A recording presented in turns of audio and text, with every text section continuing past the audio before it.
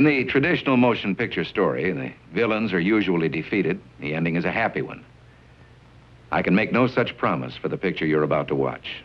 The story isn't over. You and the audience are part of the conflict. More human beings were slaughtered in the 20th century than in all previous centuries combined.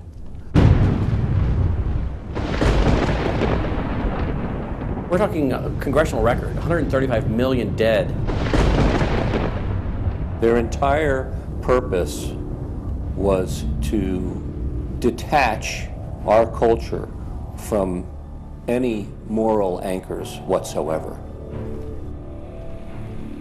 You look at the changes in America since 1960, perhaps, the whole culture's been transformed.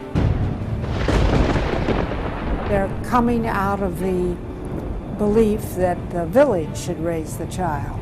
The village means the government. They have deliberately destroyed the American family, understanding that's the foundational block that builds a society. We've come from Norman Rockwell's America to Hugh Hefner's America. If we lose the Judeo-Christian framework, we're lost forever.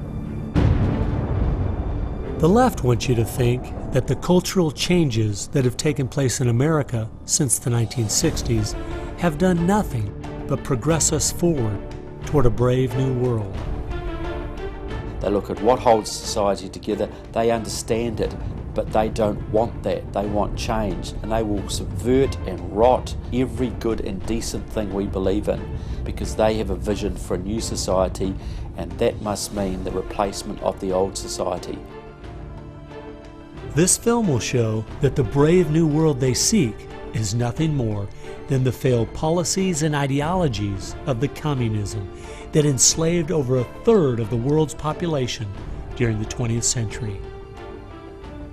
It will show that most people on the left aren't communist, just the useful idiots Lenin spoke of, being used to promote a socialist agenda, which is the first and necessary step toward communism. They basically try to say that the state itself is ultimate, that there's nothing, no law higher than the state, and if there's no law higher than the state, there's no appeal against it.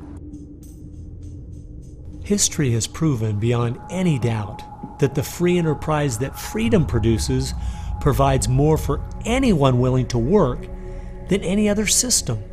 So why would the left still be pushing their socialist agenda on us? I mean, it's really just microwave communism. There's only two possibilities. They're either ignorant or they're evil. From my investigation over the last 2 years into what has caused America's drastic decline, I'm sorry to say the left won't be able to use the ignorant card. They've left too much evidence of their agenda in their books, articles, and speeches. No, America has an enemy that is getting very close to accomplishing its plan of destroying the greatest country in all world history. Once people figure it out, they're going to do what people everywhere do. They're going to start protesting and they're going to start revolting. And when that happens, that's when the powers that be feel threatened and they use the power that they have.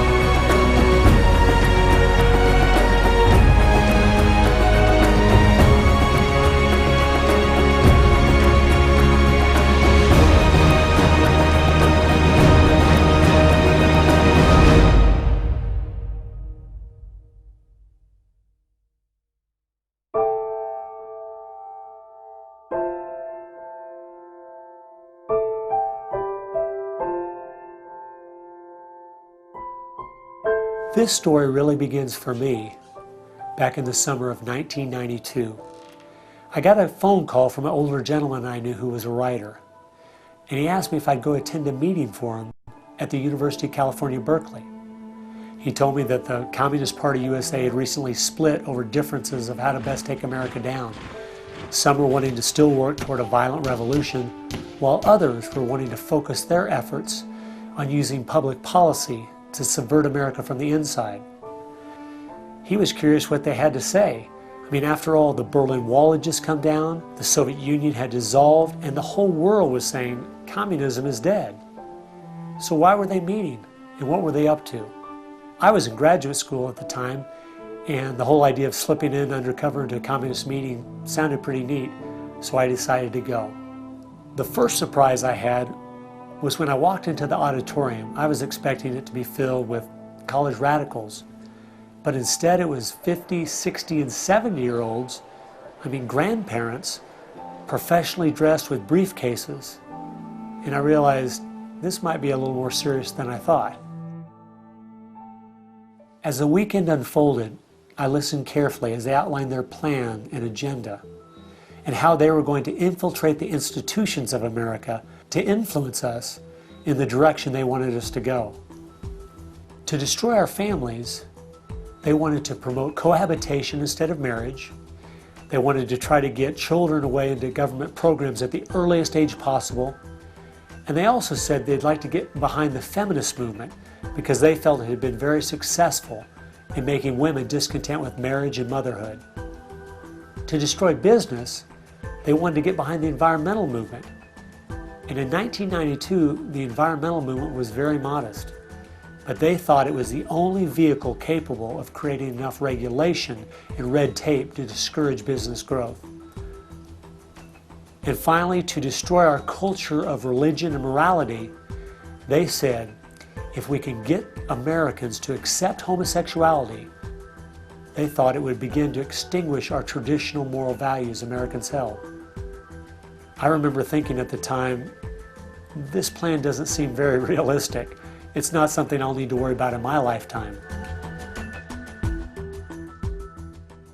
It was 15 years later, I was appointed by the governor to be a state representative in the legislature. I'd only lived in my district for 2 years, so I thought it'd be a good idea if I wrote a monthly letter to the editor. Each month I wrote on a different topic. In January 2008, as I was contemplating what to write my letter on, I thought back to the meeting in 1992, and I thought of the goals they'd outlined and where America was today, and I couldn't believe how successful they had been. I mean, our families were totally disintegrating. The environmental movement had become the most powerful force for destroying our free markets, and hate crimes legislation was being considered in Washington, D.C. that made it a crime to even say anything against the homosexual movement. I realized people needed to know what was going on. After I wrote this letter, within days, people were protesting at the Capitol. It was the feature story on the evening news. Controversial comments have state legislators buzzing tonight. After a freshman lawmaker alleges the communist agenda has infiltrated mainstream America. It's the big story, live at 6. And over 40 letters to the editor had been printed in response to what I'd said.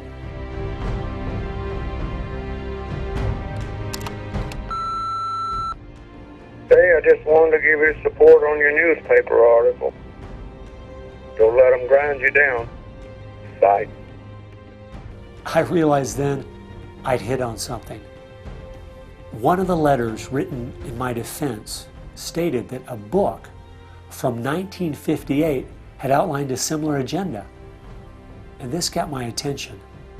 The book was The Naked Communist by Cleon Skousen, who had been a former FBI agent. And inside the book it documented 45 current communist goals from 1958. And as I slowly read through the list, seeing how specific their agenda had been to subvert us on the inside, I couldn't believe it.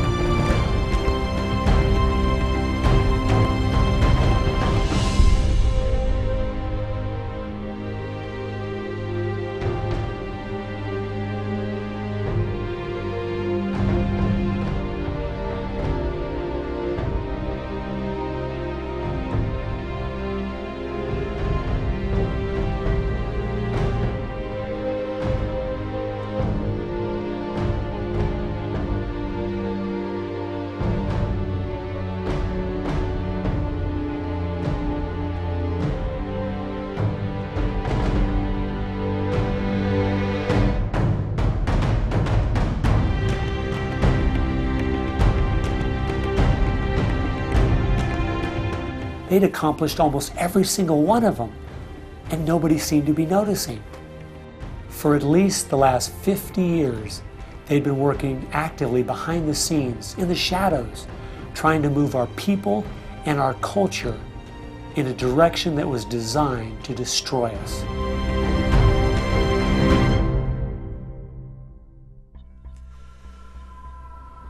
Someone needed to find out the truth of what had happened to our country. Could all of these very specific goals have been accomplished by accident? Or was there something there, under the surface, intentionally rotting away America's culture? I decided to go and get the facts from some of my favorite writers and speakers around the country. These are a few of the questions I asked them.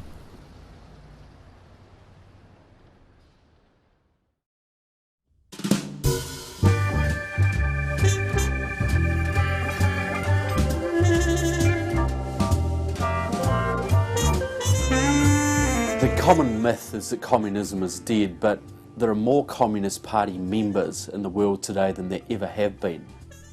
One of the things the communists are doing worldwide is not using that name.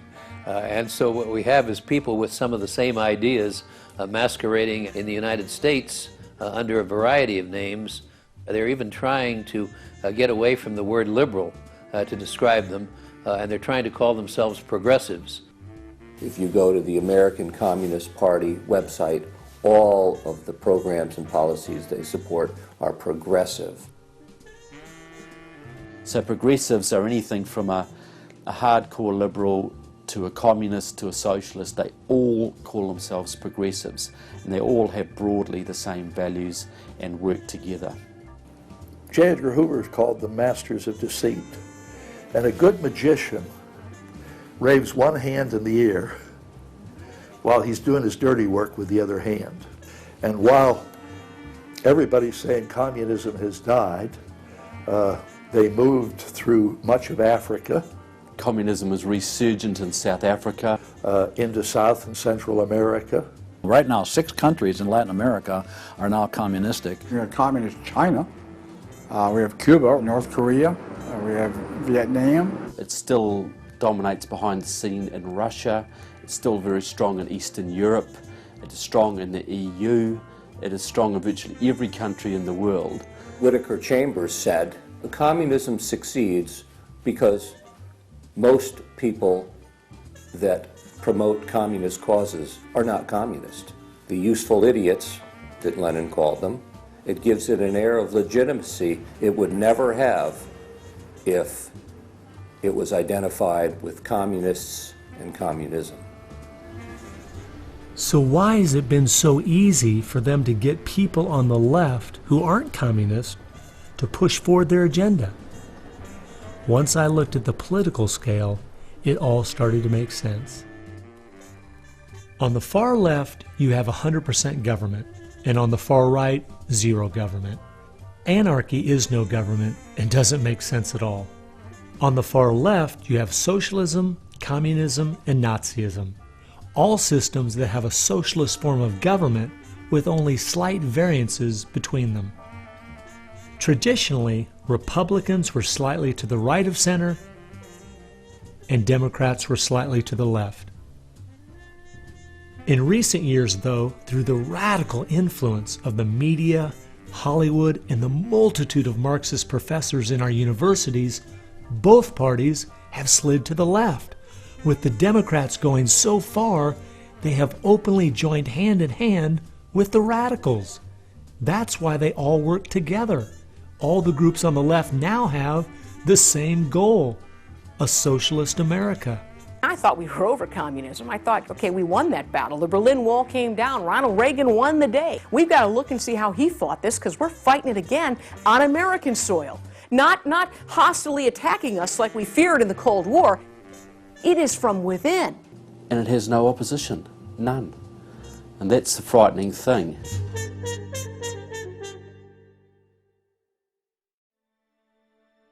I think it's pretty clear to see communism isn't dead. They now disguise it by calling it different names, but the ideas behind it are alive and well.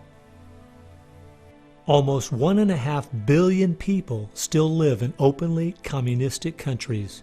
But unfortunately, most of us in America who are under the age of 50 have no idea what communism means to the people who live under it. So my next question was, what's so bad about communism? Communism is so evil. It's a completely tyrannical system. The whole history of communism is one of mass murder. Tens of millions of people brutally murdered by the communists. The mass murder of more people in times of peace in all the wars of history combined. Each of those countries where they have taken control, millions have been murdered. When you're asking for what is the legacy of Marxism, it is the greatest killing machine in all of human history. We're talking a congressional record, 135 million dead due to communism. I think the real number is probably, when you add in abortions, over 500 million.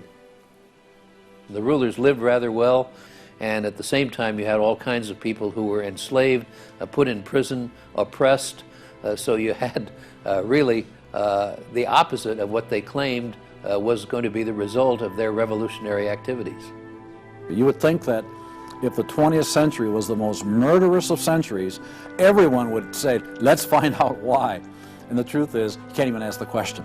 It is verboten to ask the question because the ideas that brought about that mass murder are still being taught in our public schools today. I think one of the reasons this has happened is because there's so much confusion surrounding the word communism. Technically speaking, communism is simply the final phase and goal of socialism.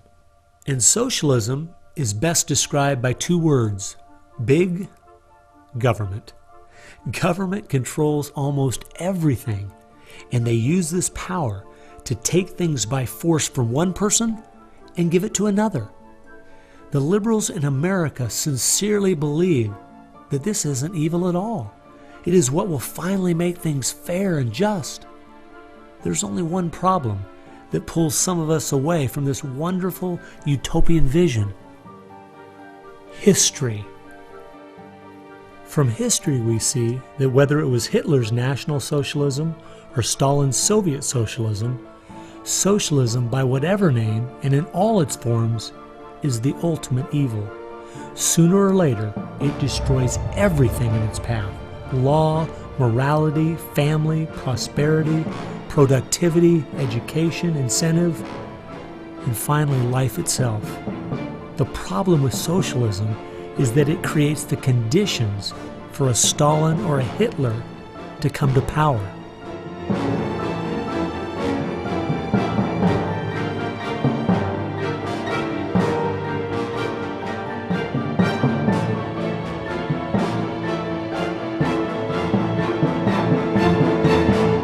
And that's why communism has such relevance today. It's the final destination on the road we're traveling.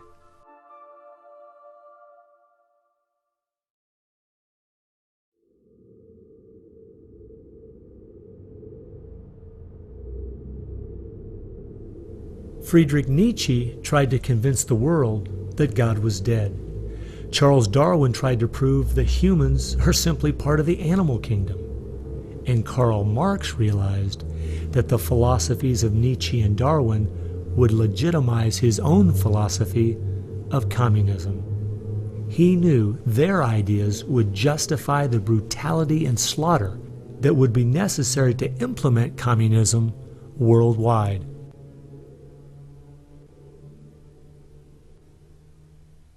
It was in March of 1883, Karl Marx, the father of modern-day communism, died.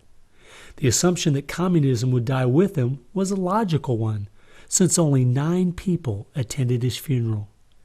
In October of that same year in London, England, a group was forming called the Fabian Socialist Society.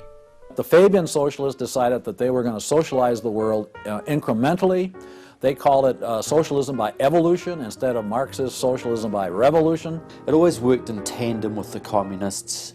Some Fabians were also communist. There was a bit of interchange of membership. The Fabian socialists are slowly but surely bringing about the socialization of the world. Europe is pretty well done. They are now working in Latin America. Latin America is not just socialistic in many countries. They're all already Marxist. You have hardcore Marxists in Venezuela, in Nicaragua. El Salvador just went communistic, and of course Fidel is sitting right there laughing at this whole thing. And we haven't even figured this thing out yet. We don't even know there's a red plague coming up to meet us. We think that we're just going to watch the cartoons on Saturday morning and everything will be fine. They had a lot to do with bad stuff happening. There are two things I found that gave me a good idea where the Fabians were really coming from. First of all, their symbol was a wolf in sheep's clothing. And secondly, George Bernard Shaw, who was a leader in the Fabians for almost 50 years, said, quote, "I am a communist, but not a member of the Communist Party. Stalin is a first-rate Fabian.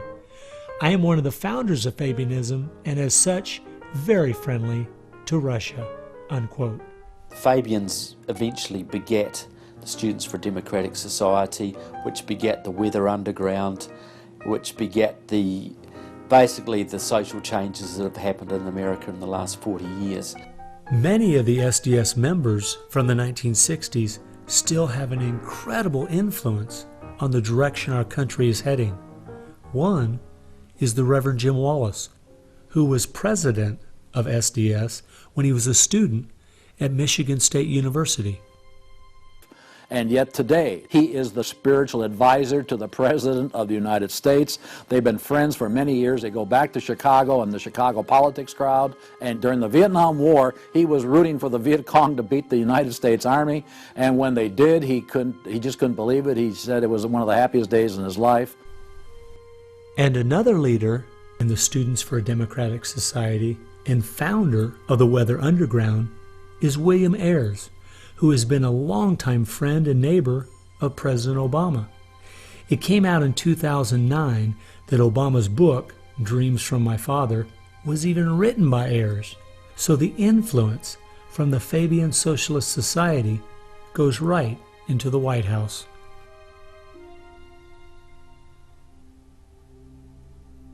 The next group I found that has seriously impacted America's culture is the Frankfurt School. The Frankfurt School was a sort of an outpost in America of European socialism. Willy Munzenberg, with a few other Bolsheviks, founded the Frankfurt School. The two leading members are Herbert Marcuse and Franz Neumann. Franz Neumann was, in fact, a Soviet agent. Their entire purpose was to stand the entire educational system of the West, and the United States in particular, on its head. Bertrand Russell, who worked with the Frankfurt School, said, "By using psychological techniques to teach the children, we will be able to produce, quote, an unshakable conviction that snow is black," unquote. They established a school here. With the help of John Dewey. He helps bring these German intellectuals to America in 1933, drop them down at Princeton, Berkeley, Brandeis, to go after education and media. Included in those goals were the teaching of homosexuality and sexuality to children, the promotion of excessive drinking, and destruction of religion in the United States. That was a big one. And they basically started the social rot. Willy Munzenberg said, "We are going to make the West so corrupt it stinks." I love spending time with my family, July 4th, baseball, and apple pie, and my mind can't even comprehend that there were groups of intellectuals back in the 1930s plotting and planning how they could make America so corrupt it stinks.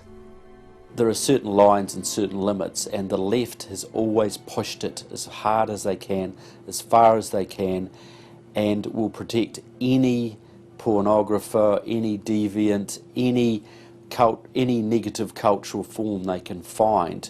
basically to degrade the culture. And that goes right along with the feminism of today, which was part of the Frankfurt School's desire to destroy a patriarchal society for a matriarchal society. In other words, remove the father as the loving provider, discipliner, discipler, leader of his home, where you instill virtues and integrity and modesty. That's been broken down on purpose because they knew if they could destroy the family, they could destroy a nation. And instead of having a father who leads and disciples and protects the home and provides for the family, the government steps in as a nanny state.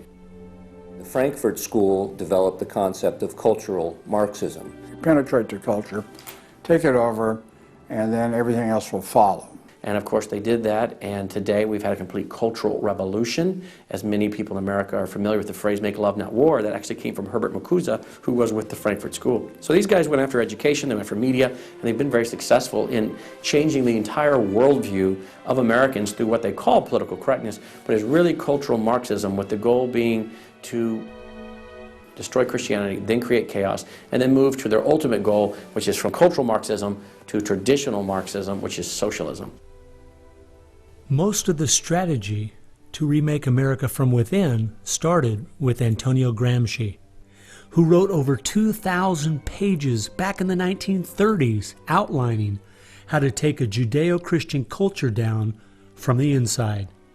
The plan he suggested has been the main focus of the left ever since.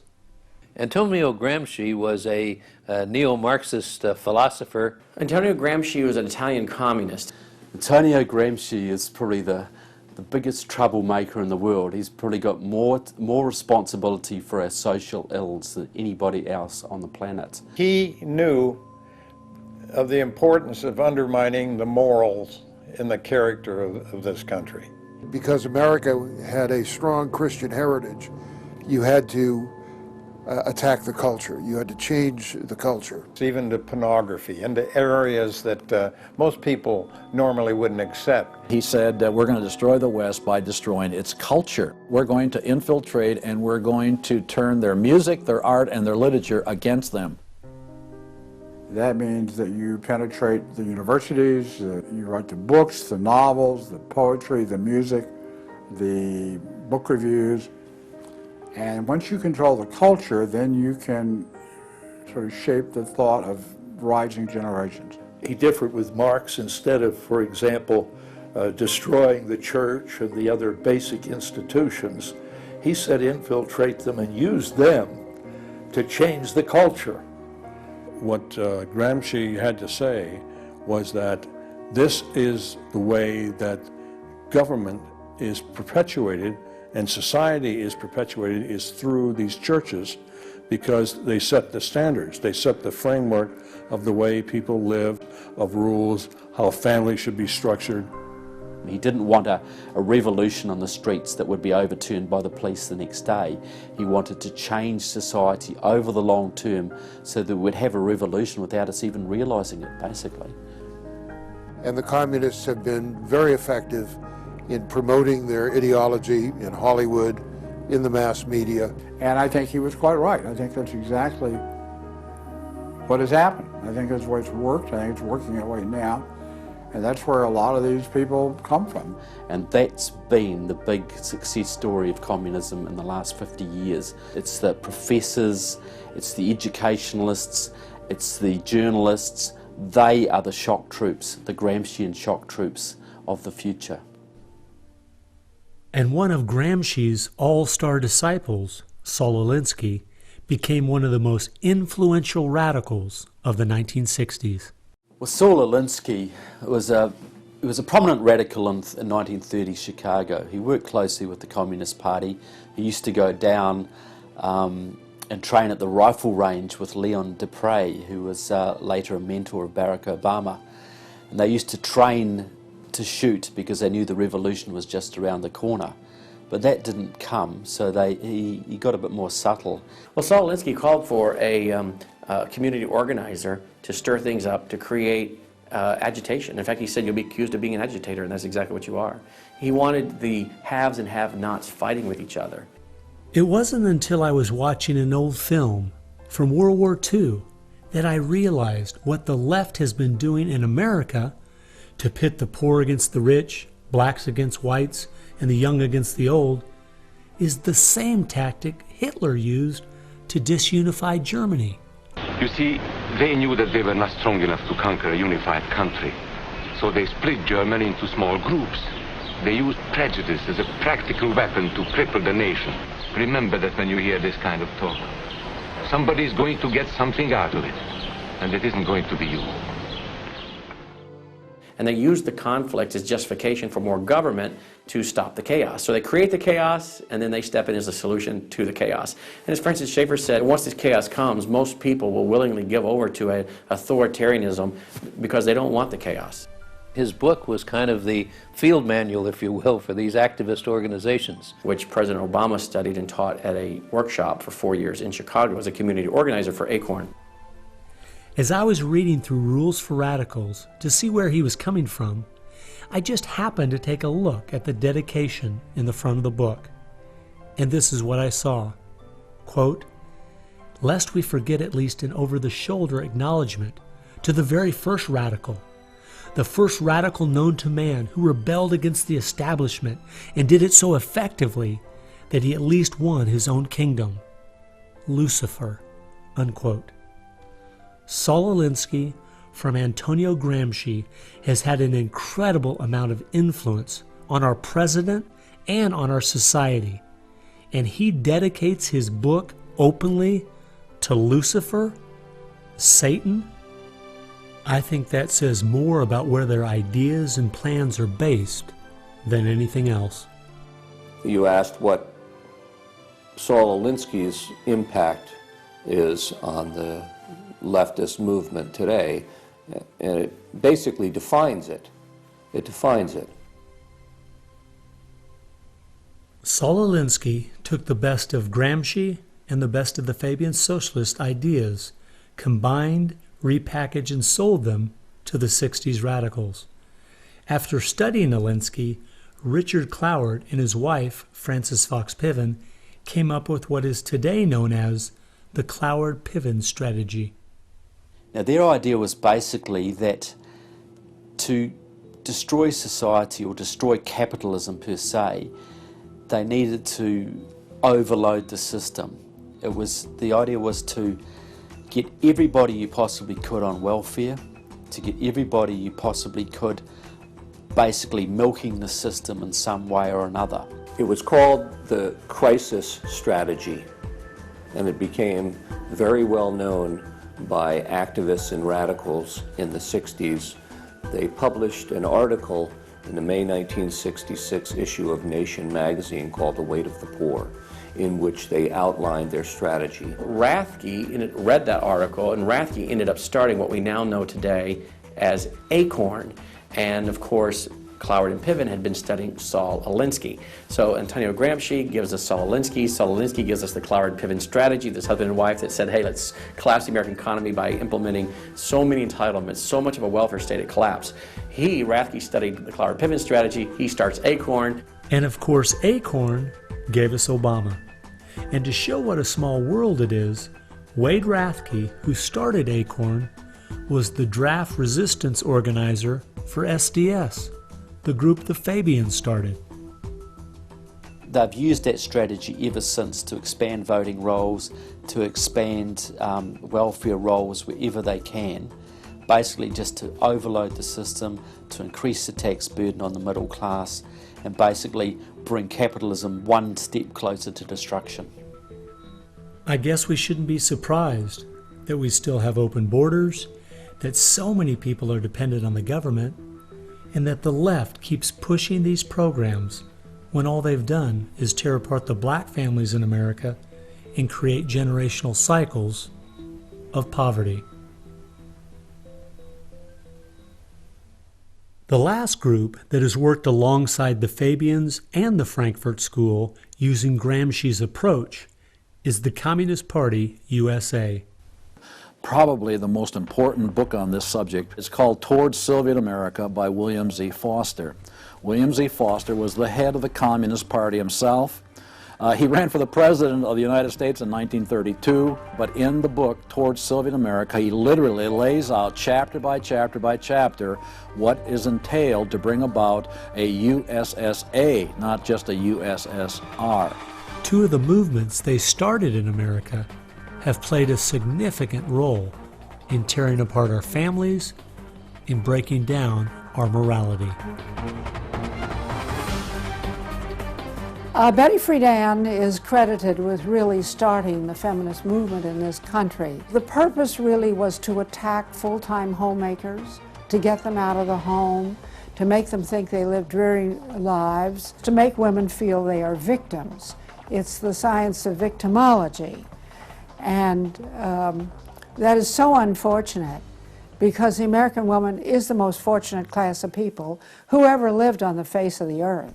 And to try to tell them that they are victims of an oppressive, unjust patriarchy is just a grievous lie.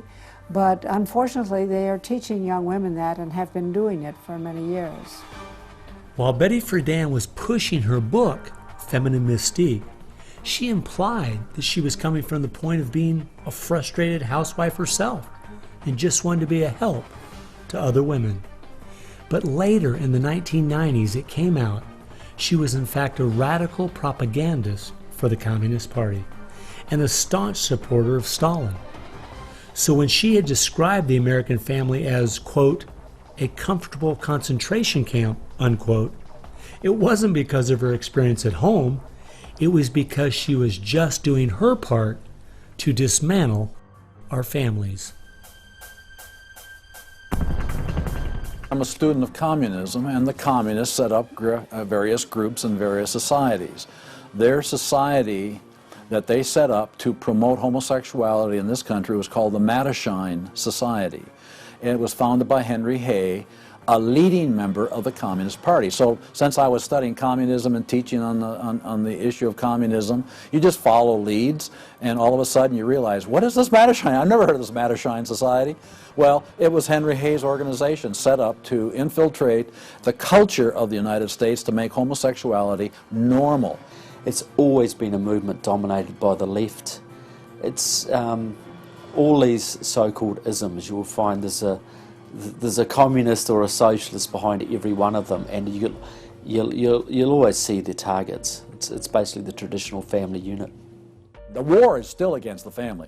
If you go back to the Communist Manifesto and read Karl Marx carefully, the war is against what they called the bourgeois family, which was really the biblical family, father, mother, and child. They want to plow through marriage. They want to change the very definition and meaning of marriage, because their open door to engineering society in this utopian way is blocked by the very values of our Christian civilization that's taught through marriage. And so the left just has got to destroy the family, because if there's any one thing that will prevent the left from carrying out its agenda, it's healthy and strong nuclear families. And so from the Fabian Socialist Society to the Frankfurt School to Antonio Gramsci and the Communist Party USA, from these four you will find connections to almost every left-leaning person and organization in America. Their influence has been incredible.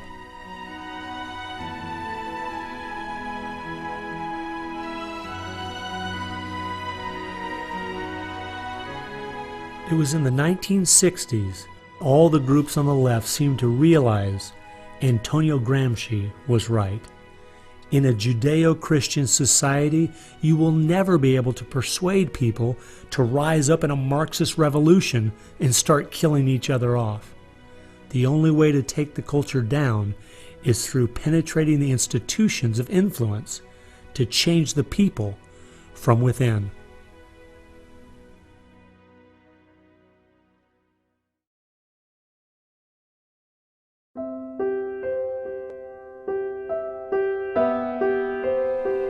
I guess the biggest surprise I had while studying these four groups was seeing that a large part of their agenda was trying to make us an immoral people. The communists knew in the 1930s and since that time, and the leftists know today, that if you can break down the cultural traditions, the basic rules of morality, then it's much easier to move people in different directions that are counter to the good of society. They recognize that it's all part of the same fabric. Their ideologies all work together to break down families, to break down the sanctity of human life, the value of human life, to break down the idea that there is a God that we are accountable to. They essentially are validating the Judeo-Christian worldview by the very things they attack. Because in their effort to destroy our culture, they know that they have to go after the very things that the Judeo-Christian tradition honors and values. Morality, belief in God, faith, the importance of family, the sanctity of life, the sanctity of marriage. It's amazing our enemies could see our morality was our greatest strength, and yet so many Americans don't seem to get it. Morality is simply having the character to do what you should do instead of what you have the freedom to do. And that's the only way freedom works. A people cannot be given freedom without morality, or they will self-destruct. And that's what we see happening in America today. The bottom line is freedom and free enterprise are simply fruit on the tree of morality. Our founding fathers clearly understood this principle, and so do our enemies.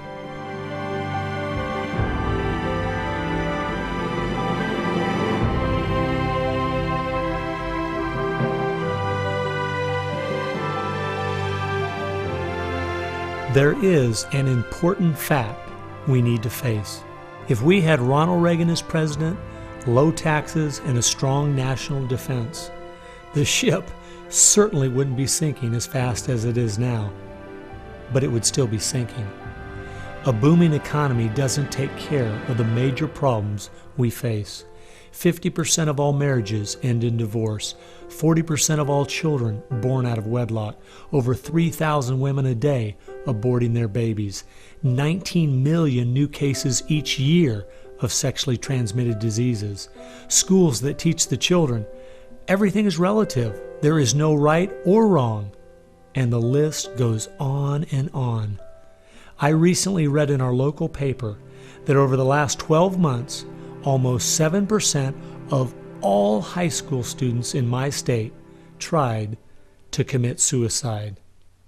Our society is falling apart, whether we want to admit it or not.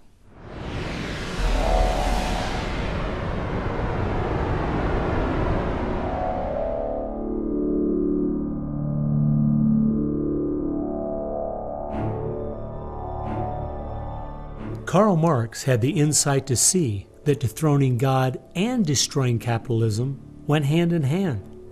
As you attempt to dethrone God by erasing the morality in a society and destroying His institutions, the family and the church, you are destroying capitalism.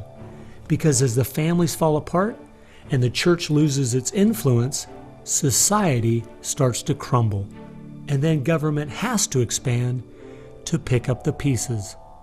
The question, as Whittaker Chambers put it, was God or man? God or man? Karl Marx was an atheist. Marx's philosophy was that people existed for the benefit of the state. What Marxism did and does, and all the other isms of the modern era, is to try to dethrone God by deifying man. You have to discredit God. He's your competition.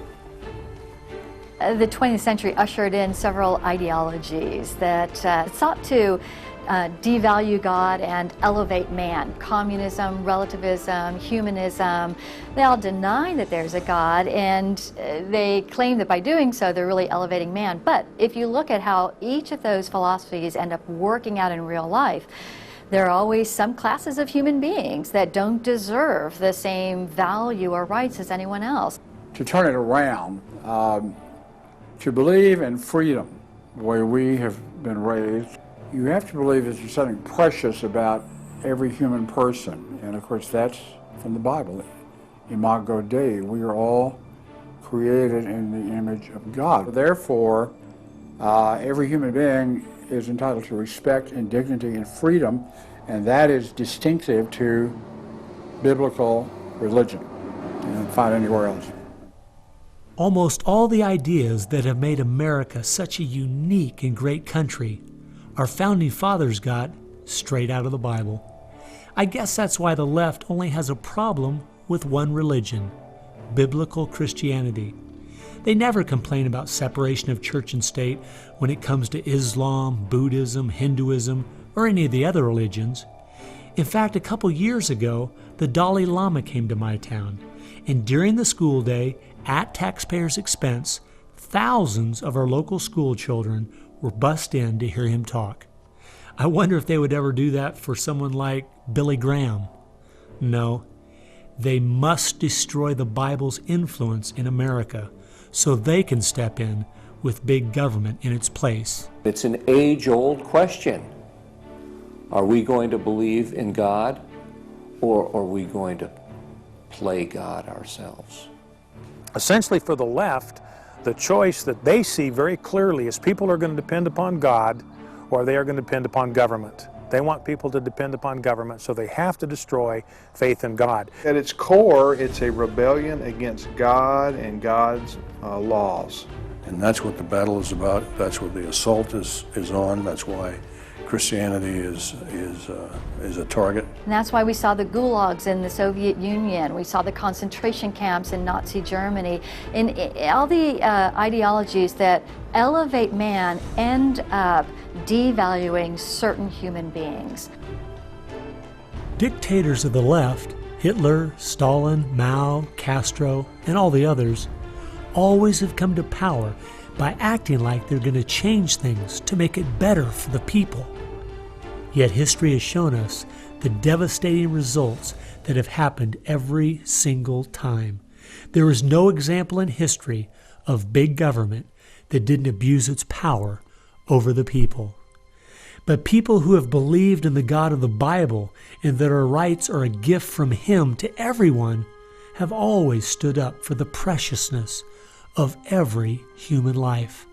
You look at those who have fought for true human rights throughout the ages, and it's those that do have a strong faith in God, those who fought against slavery, and those now today who are fighting for the sanctity of human life. Like the Declaration says, we hold these truths to be self-evident, all men are created equal.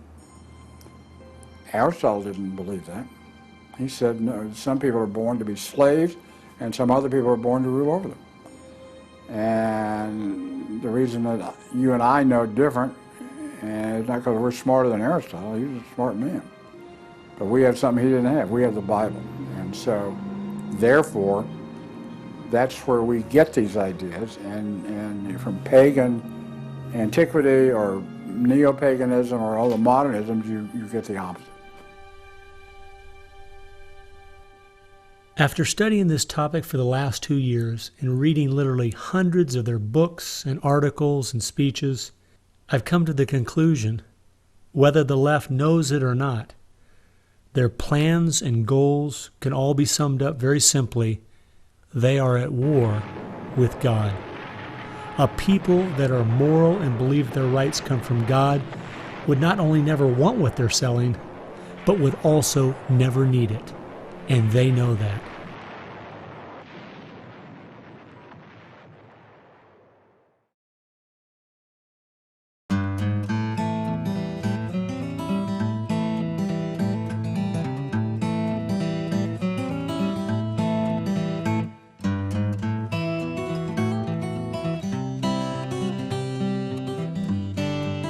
It's obvious if you're trying to subvert a country, you want to control the news. You want to control public opinion. A lot of people realize, well, there's a biased media, and most people know that. Even the Washington Post admitted it. Yeah, we were biased for Obama, so what? And when you enter into the equation, so what?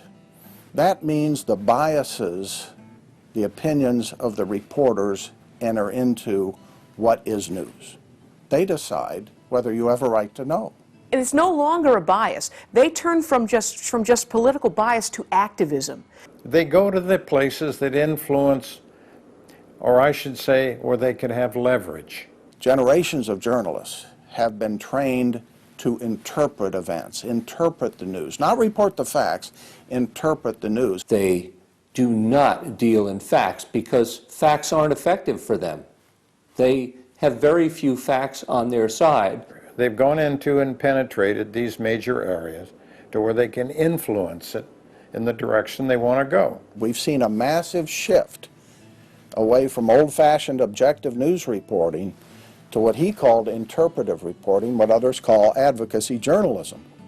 And it's advocacy for a cause. And as a result, we have a news media in the United States that is extremely liberal at the present time. Which was a major, major goal, to control not merely the newsprint, but the television media and Hollywood. Stalin said himself, if I could control Hollywood, I could rule the world.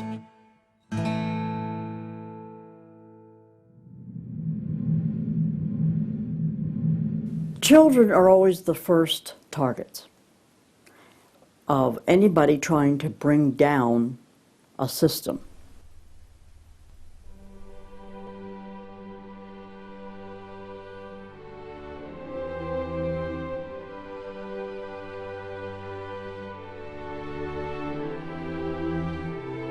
John Dewey is believed to be the most influential man in the whole area of public education. He went to Russia in 1928 to help study the Karl Marx way of education and bring it back to America. Dewey was an atheist. He was a socialist, a humanist. He was part of the Socialist Society in America, helped found that. What he believed in was that education should socialize the child to make him a willing tool of the state. It might be surprising to some that the man who is still idolized as the father of public education in America is the very man who did everything in his power to dumb down our children so that they would willingly accept his vision of a socialist America. It started with Dewey in the early 1900s. It expanded, really expanded since the 1960s. The hard left gets control of the teachers' unions and the training colleges. If you've got those two institutions, you can pretty much dictate all educational policy. The people who were demonstrating against our country and against our government in the 1960s have now become tenured professors in the universities.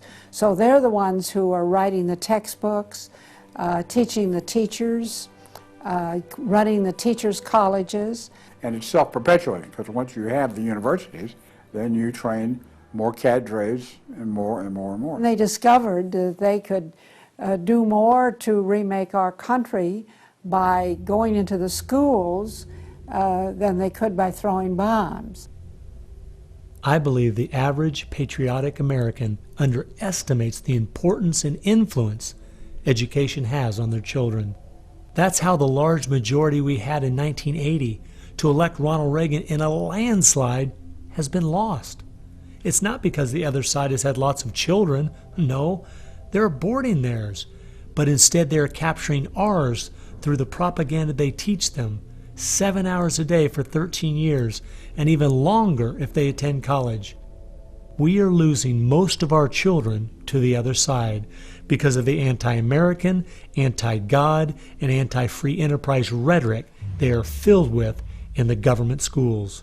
Government schools are not teaching basic reasoning processes. They're not teaching logic. They're not teaching actual data of history and science and mathematics.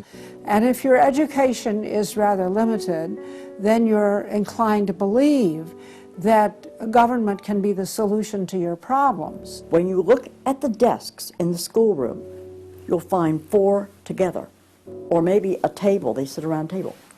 Independent desks are very rare in most classrooms because they don't want to promote the self-sufficiency, independence mindset. You go back to William Z. Foster in his book, Towards Soviet America, you will see how he has a whole chapter there on how we have to supplant education in this country and ultimately force every student to attend public school. That's the other thing. I hope the homeschoolers catch on to this. The homeschoolers and the Christian day school movement are going to have some very rough times ahead of them because the public school crowd cannot afford to have any competition.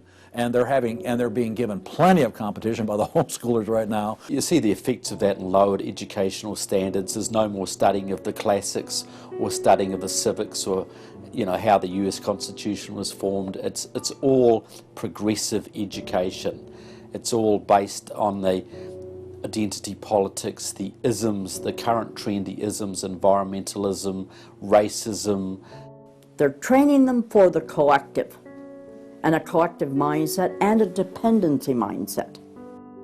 And it seems that they, again, want to have people be uneducated, so then they do become wards of the state. They're dependent on the government to provide everything for them. It's under 10% of kids believe that there is an absolute right and an absolute wrong. And why are we surprised? We've sent our kids into this government system that indoctrinates them, that teaches them about tolerance and diversity and multiculturalism, and not about reading, writing, and arithmetic, not about what our founding fathers had to say. It's consequences. Few would argue that the education the children are receiving in the public schools is pathetic at best. But with the amount of tax dollars we spend each year, over twice as much as it would cost to send the students to private school, why do we allow this to continue? The group that my investigation led me to, that seems dedicated to making sure the children don't get a good education, was a real shocker. The schools are pretty much controlled by the Teachers Union, the National Education Association. If you look at their platform and goals, you would think they were a socialist or almost communistic organization. They are for the entire feminist agenda, starting with abortion on demand, tax-funded abortions. They're for the whole gay rights agenda. They're for the whole globalism agenda. They are extremely anti-parent. It is an effort to get the children to abandon the values of their parents. National Education Association has no patience, tolerance, or use for traditional teachers. They're looking for people who want to be agents of change. They want to throw out all the lessons of history, and really it's an attempt to then impose their own views and ideas onto people, get them to act as activists. If you control those institutions, then you can control everything else. It's all public schools, all for their jobs, and they have gotten behind all of the radical kinds of curriculum that's being introduced. They're for it 100%. They've had a tremendous effect on public education. It's not positive. We also see immorality being promoted through our schools. The kind of sex ed curriculum that is being used and paid for with our tax dollars would shock most parents. I think one of the main problems we face is parents naively thinking that the schools are the same today as they were when they were young. They don't realize there is a battle going on in this country for the hearts and minds of our children. The game is between 15 and 25 years of age. That's the whole game. If you're over 25, the chances are they're going to put a few pennies towards you to corrupt you. But their game right now is to corrupt the 15 to 25-year-olds or less. And right now they're down in the first grade with Heather has two mommies, Daddy's roommate, gay pride parade, and now by 8th grade they'll pass out condoms in school colors because that's so patriotic. And it's perfectly obvious that you get a hold of the child early, you can change his values away from his parents' values and get him to follow you. And they're very open about saying that. The National Education Association has passed resolutions saying they want children from birth. Isn't that interesting? The Communist Manifesto also thought the state should take control of children at birth. The left has always been good at disguising their real agenda by coming up with phrases made from words we are very familiar with, but then giving them new definitions. Social justice is the current phrase of choice and is being used to teach children the failed Marxist ideas of yesteryear are what they should strive for today. We see social justice curriculum today, which is the buzzword for communism, socialism, Marxism, which Bill Ayers is teaching. It's in many of our colleges, and the social justice curriculum is being taught in high schools all over the nation. Justice is good. If you then start calling it something blank justice, then you're modifying it. And what it really means is, I think, taking from one group of people and giving to another group. So I would call it socialisms. and it's used to break down the differences between the way things are done and the way it should be done. So when they're teaching social justice in the schools, they're not talking about free enterprise and capitalism and individual self-responsibility, all the things that made America great. They're talking about the things that made Europe and the Soviet Union and China so bad. The longer we allow our schools to teach the children that America has so many faults it's not worth saving, instead of the fact that even with its faults, it is the greatest country that has ever existed, the less chance we have of ever turning our people back from the dead-end road we're currently on. A road that promises to give us a perfect world if we'll only give up our sovereignty and our freedom. You're going to find more and more of the following. This is now called a world pledge. We no longer want the Pledge of Allegiance to the flag of the United States of America because that is considered nationalistic, and of course the socialists, communists, and the Marxists and the extreme left wing in the country want nothing to do with it. I pledge allegiance to the world, to care for earth, sea, and air, to honor every living thing with peace and justice everywhere. This came out, first of all, in Superior, Wisconsin. So Superior, Wisconsin was their guinea pig, and there was very little said against it, and so it would then go to the next and the next and the next, and before long you'll have the whole school system standing up saying, I pledge allegiance to the world instead of I pledge allegiance to the U.S. The public schools right now, if you'll read Towards Soviet America, have nearly accepted every item that William Z. Foster said we needed to place into the public school curriculum. And we're seeing the results. You know, people are not as informed as they once were. They think in different ways, and they think in the way that the left intends them to think. Antonio Gramsci realized that if you can take over the institutions in a culture, you will be able to use those to influence society to create the socialist man you want. I think the most brilliant part of his plan was that he realized you could not only create a man that wanted big government to take care of him cradle to grave, but, and this is the genius of Gramsci, you could create a man that needed big government to take care of him cradle to grave. A man so dumbed down and so minimized in society, he wouldn't have the intellect or character to take care of himself. The reason this is so deadly for America is that once we have a certain percentage of the population in that category, our limited constitutional form of government is no longer possible because too many people won't be able to exist in that framework. We are approaching that tipping point rapidly.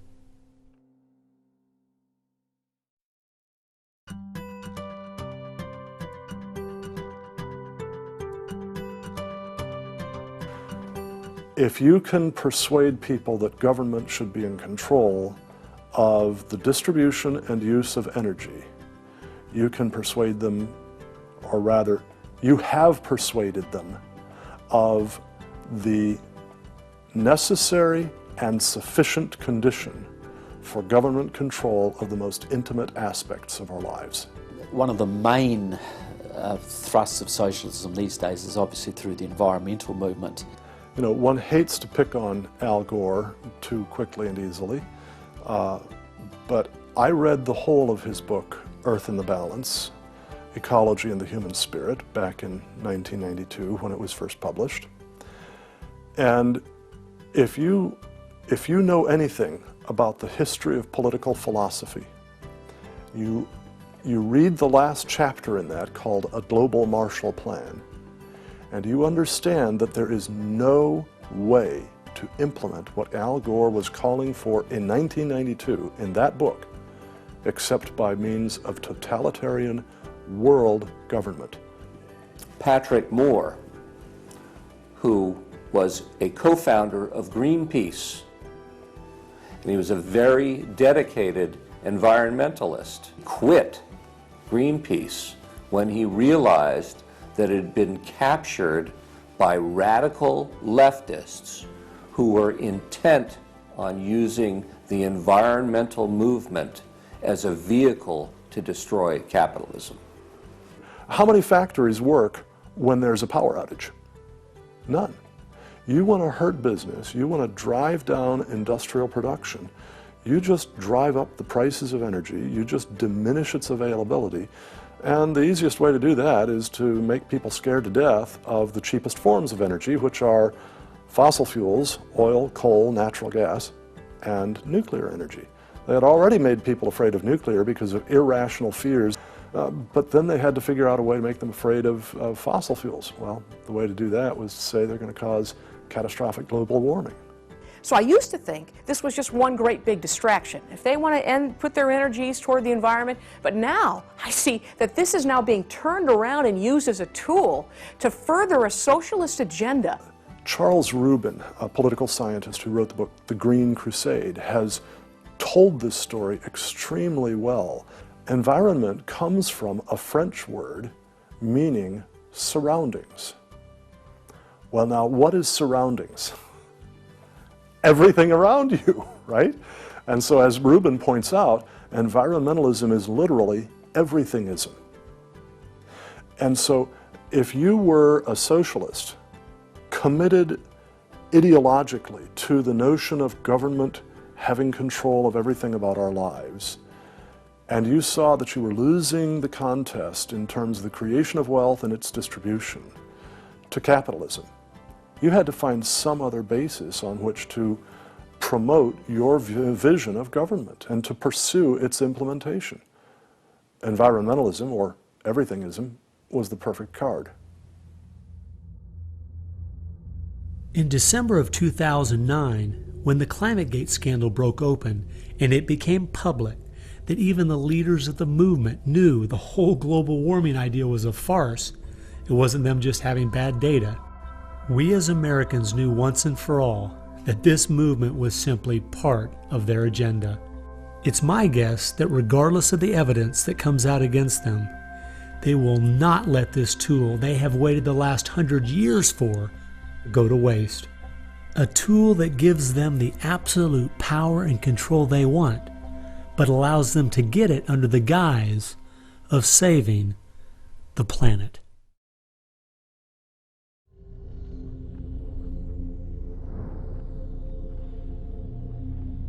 He was born of left-wing parents.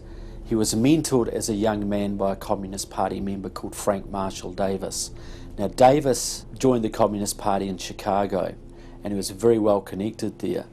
So young Obama eventually wound up in Chicago, and he started working with the very same people that had been working with his friend Frank Marshall Davis. All of his associations have been with people that are way left of center, hardcore left. And he's doing nothing more than what is predictable based upon that background. The nicest word for his agenda is a socialist agenda, and we could go on down the line of the other descriptors of the types of an economy and a society that he's building. He's all the things that Gramsci wanted to use for social change.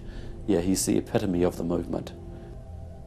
If you think there's no way that so few could be so effective, consider this. When the Communist Party USA split in 1992, the group that formed was the Committees of Correspondence, and it was their meeting I attended that summer at Berkeley. As I started researching that group, I saw that many of the same people who started or have worked with the Committees of Correspondence and its sister organizations were the same people who were involved with President Obama's campaign and administration. I found file after file on Trevor Loudon's website documenting with footnotes and photographs these connections. The radical left has been so successful they have persuaded the American people to put one of their own in the White House. Socialism and Marxism go together like Mary and Mary's little lamb. The general populace knows very little about what the socialists are up to. If you're going to find socialism, you're going to find the hardcore communists right behind it. One of the main avenues has been through what they call the Congressional Progressive Caucus. 20% of the US Congress are members of this organisation. They have chairmanships of most of the major House committees and are easily the single most powerful bloc in the US Congress. And virtually all of them are tied to either Democratic Socialists of America, the Communist Party USA, or other radical organisations. We're literally at this very time watching what's transpiring and has been going on from the Fabian socialist point of view from 1883 to the present. So these guys don't give up. And they're going at a breakneck speed because they know they've got an opportunity now to change America in a way that can never be changed back. And they're going for broke. The Bolsheviks, they're just waiting in the woods and they're just smiling like you can't believe. You just read the Communist Party USA blog and they just can't believe their good fortune. Every time they turn around, they just can't believe this is happening. They're like me. I'm a Christian conservative and I can't believe they've been so successful in doing this. The left has started multitudes of foundations and nonprofit organizations, many of which are using our tax dollars to grind America down.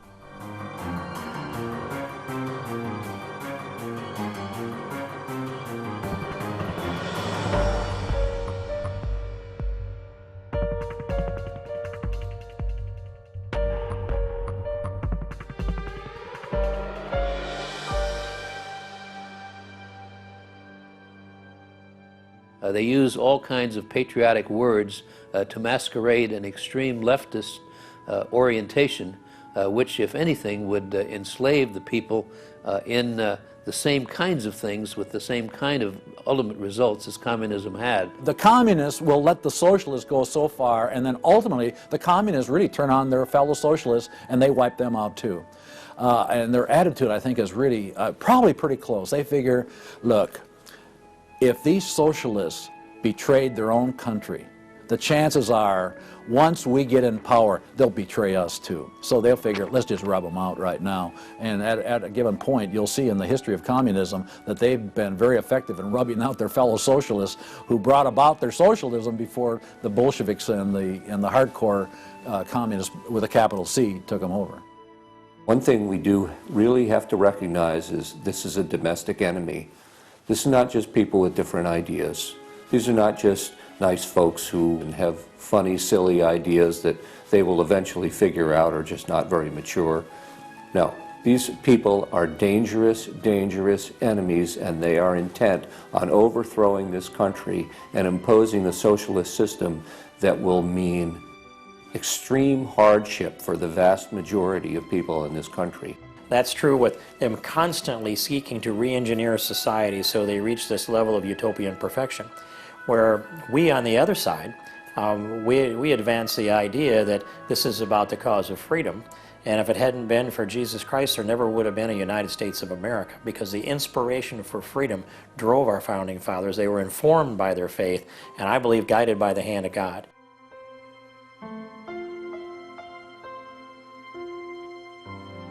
No. No. Perhaps treacherously close.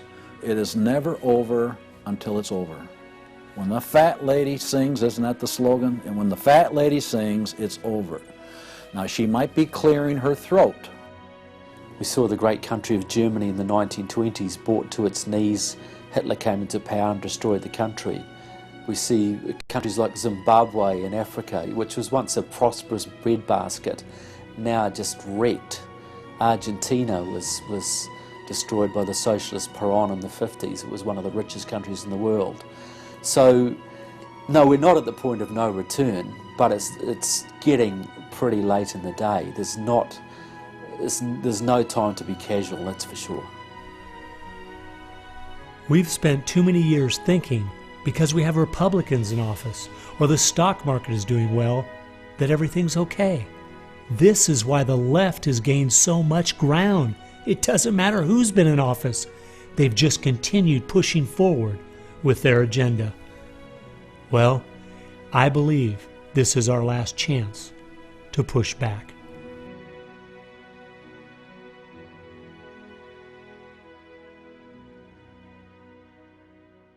If people are looking for something to do, we have our work cut out for us. I believe one of the things that we can do that will have a profound impact in changing America is praying.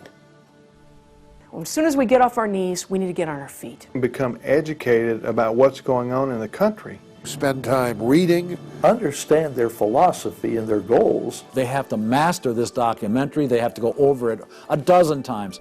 It might be having a monthly movie night with family and friends, watching one of the many great documentaries out there about what is going on in our country. One of the things that I think people in the United States who believe in our country, believe in our values, can do, quite frankly, is stand up for those values, to make their views known. And there's times that you got to speak up, and you've got to call things what they are.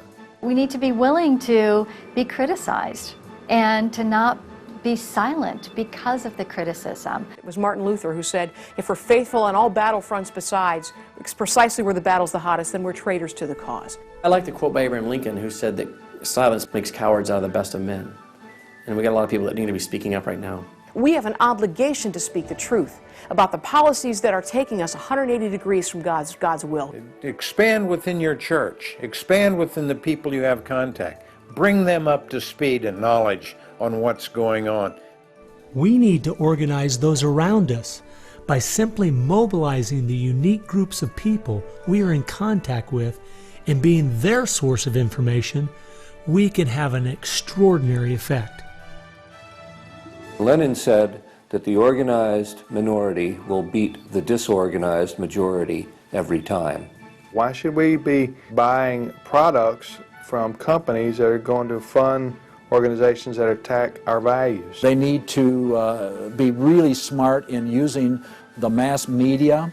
They might want to blog. Using the power of YouTube and that sort of thing to educate as many people as possible. A good YouTube video can reach millions of people. And if Susan Boyle can do it, why can't we?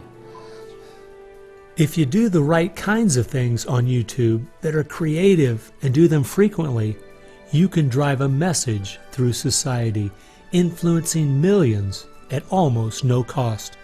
We need to be the people who graciously but consistently make contact. And express to those folks we elected what we want them to do, and what we believe in, what we think is right. And if they don't follow those things, then we need to make efforts to get them out and get other people in that will. Pick the good ones and stick to them. Don't waste your time on people who won't stand up for their country. All the others are making contact. The people who really want to honor America need to make contact. We also need to be influencing our own families. We've got to teach our own children and grandchildren the difference between truth and error, why they believe the things they do, and the true source of America's greatness. If what we're talking about is true, the most important thing we can do is protect our young, because that is where all of this is leading. They need to get that younger generation under their belt. And more parents are going to have to say, they're just going to have to sacrifice and take responsibility for their kids' education, because that's really where it starts, to impart that belief. The Southern Baptists, we're seeing that 85% of their kids, after they get out of their home, are essentially rejecting their faith, rejecting what they were taught. And of course, I think the reason for that is because their parents didn't have a lot of influence over them. I believe the public schools are the greatest cultural influence in this country. You homeschool your kids or get them in a Christian day school. If there is any way at all, homeschool your children.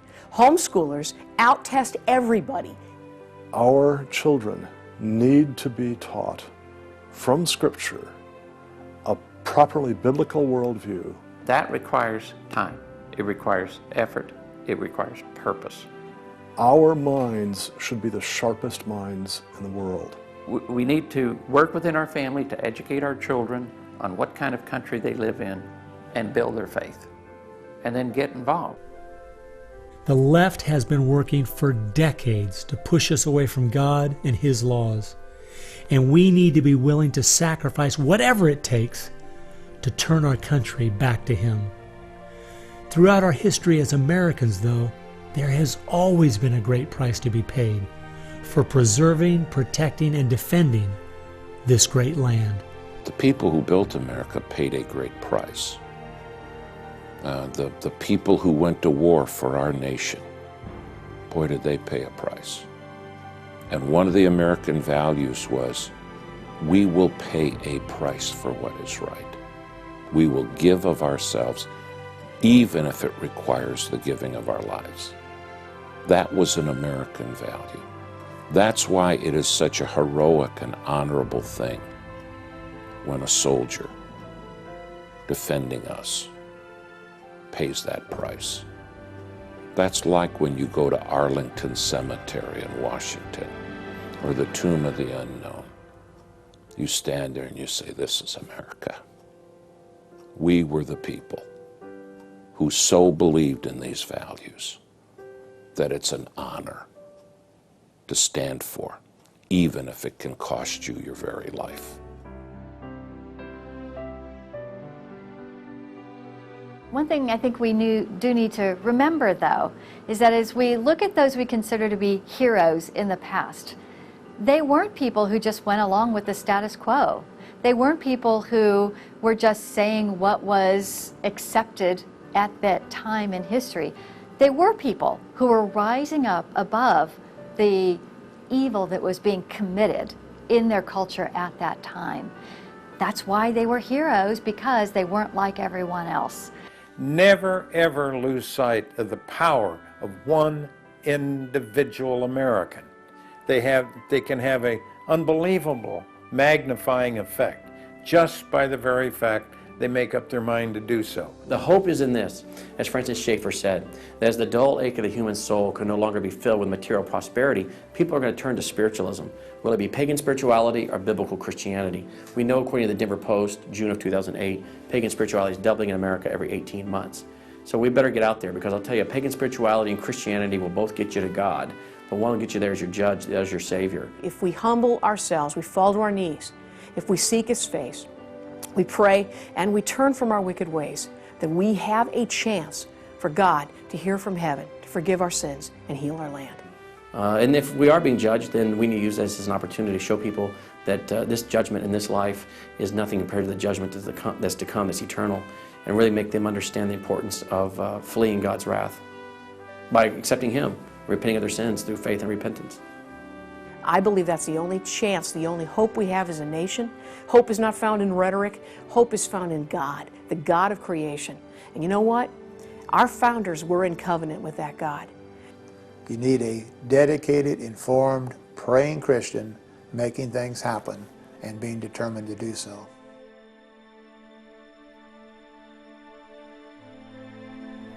Time has only allowed me to present a fraction of what I found.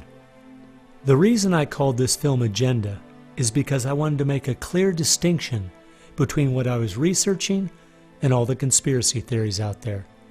The dictionary says a conspiracy is an evil plan formulated in secret by two or more persons, but an agenda is simply a list of things to be done. At every turn of my investigation, I found agendas by people and groups of the left outlining their plan in their own words. They've been doing most of this right out in the open. Some of you might be thinking, these Marxist ideas aren't the most serious threat we face. What about militant Islam, our open borders, the national debt, or even China? Well, I agree. America is facing so many serious threats right now. But the reason I believe this is the most dire is because it's destroying us on the inside. Through the political correctness and dumbing down, it's causing us to lose our ability to call evil evil and stand against it. I fear for our country. If we go along business as usual, not informed, not aware of what's going on, then the very small minority that have a plan and are great at organizing the uninformed and misguided will make sure their plan is carried out. I hope you realize it won't just be your children and grandchildren that pay the horrific price of living in the society they're trying to create. No, it will be far worse than that. Every time a civilization goes down or a country goes down militarily or economically, somebody else fills the gap. Now if you look around the world now, it's going to be China, which is massively arming. You've got Russia, which is becoming increasingly belligerent. You've got the radical Islamic world, which works hand in glove with the Russians and the Chinese all the time. You've got a virtually red Latin America. You've got a neutral socialist Europe. So America hasn't got a lot of friends left in the world. Now, that's just not going to affect America. That's going to affect every single remaining country in the free world. Who's going to stand up to China if America doesn't? Who's going to stand up to the Russians? Is Europe going to do it? Australia, New Zealand, Canada?